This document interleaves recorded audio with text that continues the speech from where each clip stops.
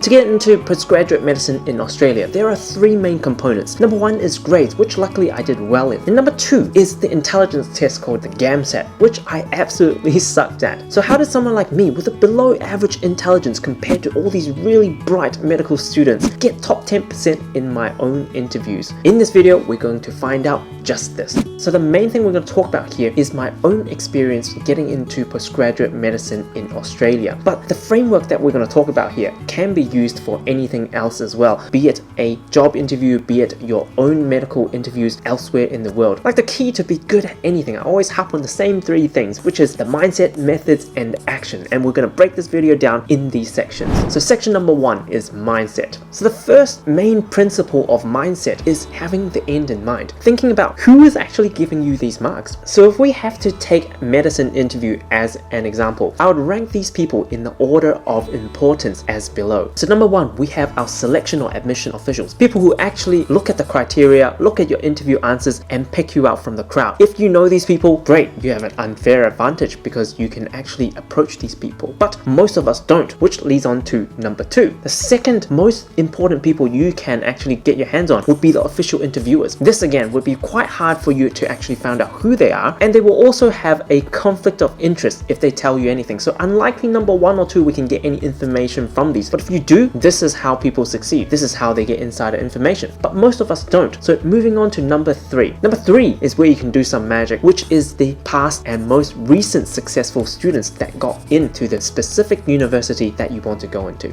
And in the same category, maybe a little bit less useful would be people who got in but got into another university, because the interviews and the structures and the approach can be completely different, but they have achieved some sort of success because they've done well in their own interviews and they have gotten, so their advice you can probably listen to as well. Then moving down the list further would be number 4, which is the past attempted students that didn't get in. They would have a little bit more information and experience than you, but you need to take their advice with a grain of salt, because if they didn't achieve success themselves, then likely the advice that they gave you might not be that useful for you, but it can still give you some insight, so that's why it's still useful. Then on to number 5 would be the rest of your friends and family and everyone else that did not ever have this sort of experience, never got into an interview themselves, never have been excellent in interviews themselves, but still trying to give you advice. You need to be the person that is actually analyzing very well whether their advice is going to be useful for you. So like we said, number 1 and 2, the admission officials, the people who interview you, you may not get your hands on them. So number 3 is where you can really focus on, and you need to have this end in mind. Where can you actually get hold of these people? Because if you don't go out and look for them, you can never find them. You can think to yourself, oh, I don't have these people around me, my friends aren't successful candidates, they haven't gotten themselves, so I don't have any contacts. If you have that mindset, then that is the first step that you probably need to consider changing. The first question you really need to ask yourself is, where do they actually hang out? So for my own interview experience, I would actually go out and interview these people. So for example, if I was trying for University of Melbourne, I would actually go to Melbourne and try to find these people. It might seem a little bit crazy, but it may work. But that was a problem for myself. I had my own commitments here. I had to complete pharmacy school back then, so I didn't have the luxury to actually go over and find these people physically. So what is the next step that we can do that can replicate that? So I actually asked around, googled around, and actually found this really amazing forum called Paging Doctor. Now this website was absolute goldmine for anyone wanting to get into postgraduate medicine or medicine in general in Australia and New Zealand, because it's founded by people who are successful, who have been successful in terms of what you're trying to do, which is get into this interview and do well. This forum was created by past medical students, now doctors, so a lot of doctors hang out here as well. A lot of past and recent successful students share their experiences. This is a wealth of goldmine. Even they talk about grades, they talk about the interview, they talk about the intelligence test called the GAMSAT, and all of these people aggregate together and have discussions. So this is almost, you can say, you meet them in person and they share their information with you, which is great. And of the people who are actually successful, you can see what they have done well, what they have actually done in terms of their own preparation, and for people who are coming after them. You can also analyze people who didn't do well, and they will share their experiences, what they have learned from their experience, so you can gather all of this information and instill it into your own preparation routine. So onto the second part of this video, which is talking about the methods. This is the part that you have specific methods that you can actually apply it to your own preparation routine. But this is just according to my own personal experiences and what I gathered from these forums, from my own research, so take it with a grain of salt, but here are the top tips from myself. Now, number 1, being well prepared. prepared. We talk about if we fail to plan, we plan to fail. So preparation is key, but there is a spectrum. You don't want to be this person who is over prepared, who is like a robot and just reciting everything because you've memorized all your answers to every single possible questions that can come up. But you don't want to be the other person that have never been prepared and don't even have any clue as in how your interview is going to run and just walk into the exam and just hope for the best. Somewhere in the middle, I believe achieving this balance is great. So how do you do this? Now this leads on to number 2, having a general framework for answering interview questions. Now first thing we actually do would be pausing,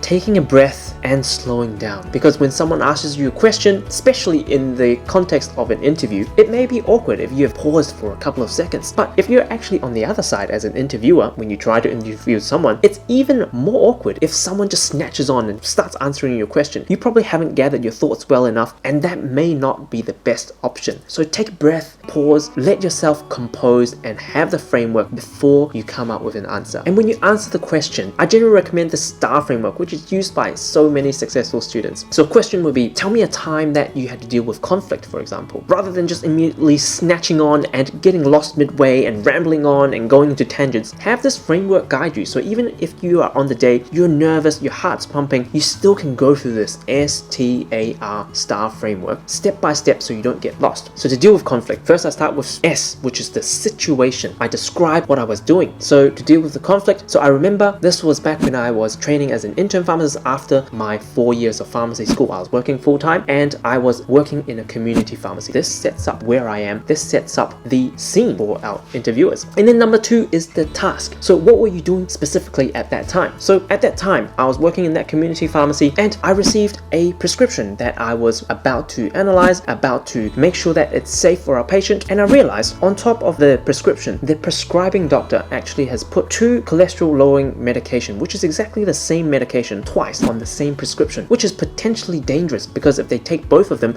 it's a double dose and it can have serious side effects if they do this. So then this logically guides you to the next step, which is A, your action. What have you done about this situation? So the action that I took was I'm making sure that I was doing everything legally and also ethically. So I also raised this to my preceptor, senior pharmacist, and talked through what I should be doing. Then I actually talked to the prescribing doctor. I called them up and asked them, hey, we just picked this up, Dr. So-and-so, which one did you want? Which dose do you actually want? Was there a dosage change? So right there and then, the doctor told me and explained to me the real reason, which is this second cholesterol tablet was actually not for this particular patient, but for the daughter. The doctor explained to me that the patient, which was a mother, has recently been diagnosed with cancer, unfortunately, and the daughter has actually flown from half the globe away to actually visit her mother. And unfortunately, as the daughter was not a New Zealand citizen, they will need to pay full price for the medication as opposed to the very low subsidized price for the mother if it was placed under her name. So the result, this is the next step, the final step of the S.T.A.R framework, which is explaining how you wrapped up all of this together. So the result was basically when I had to talk to this doctor, I understood the information. I made sure that I paraphrased the situation and understood the situation correctly. Then I had to assertively say that legally we're not allowed to do this and explain our rationale that we cannot do so, because this would then have implications when we get audited in a pharmacy. And then when the daughter came into the pharmacy, we expressed empathy towards her situation, but also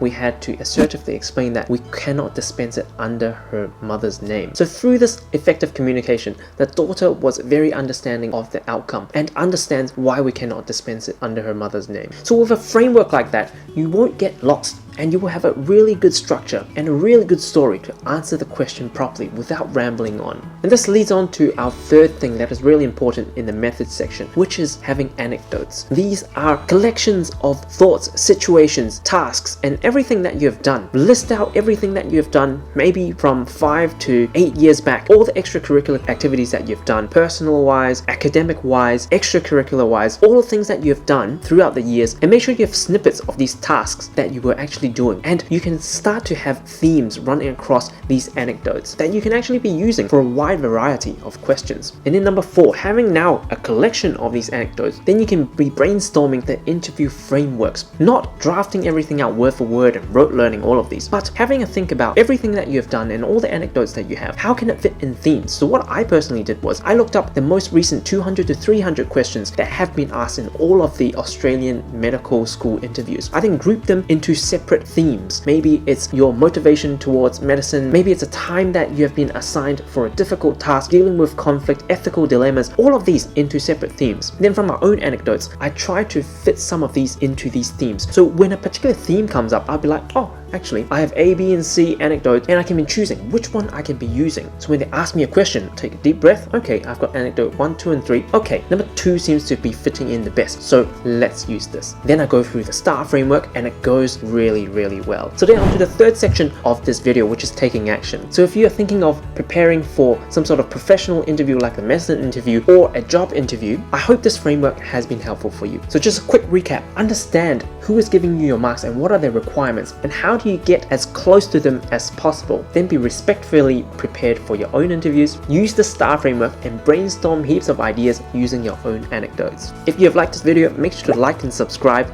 and I hope you can take these tips to your own interview preparation. I hope you enjoyed this mini lesson. Otherwise, I'll see you in the next one.